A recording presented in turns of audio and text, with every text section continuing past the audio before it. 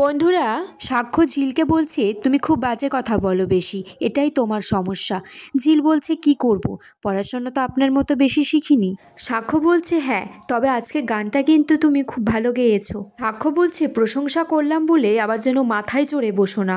তখন ঝিলের মা বলছে আমরা মাপটা জানি বাবা, কাদের মাথায় চড়তে নেই। সাক্ষ্য বলছে আমি যদি বলি ওর ভালো খাওয়া দাওয়ার জন্য আমি কিছু সাহায্য করতে চাই, আপনারা কি এই সাহায্যটা নেবেন? ঝিল তখন বলছে কি হিসেবে সাহায্য নেবে? আমার মতো তো আপনার অনেক পেশেন্ট আছে, আপনি কি সবাইকে এইভাবেই হেল্প করবেন? ঝিলের মা বলছে বাবা তুমি একবার যখন এসে পড়েছো জোরটা তাহলে খুলে নাও। ঝিল বলছে একদম না। তখন সাক্ষ্য বলছে আমিও যদি রাজি হই তবুও না। ঝিল বলছে না।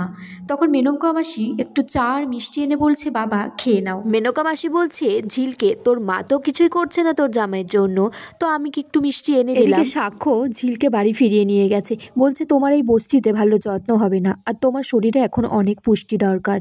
তখন সাক্ষর বাবা ঝিলকে বলছে কিরে তোর শরীর টরীর খারাপ হয়নি তো? ঝিল বলছে আমি এখানে আসতে চাইনি, আমাকে জোর জবরদস্তি করে নিয়ে এলো, আমি কি করব।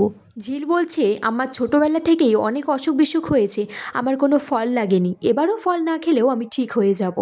সাক্ষর বাবা তখন ঝিলের সামনে বলে দেয় যে তাদের অনুষ্ঠানে সাক্ষ্যই হেল্প করেছে। আর এখানেই আজকের পর্ব শেষ হয়ে যায় বন্ধুরা।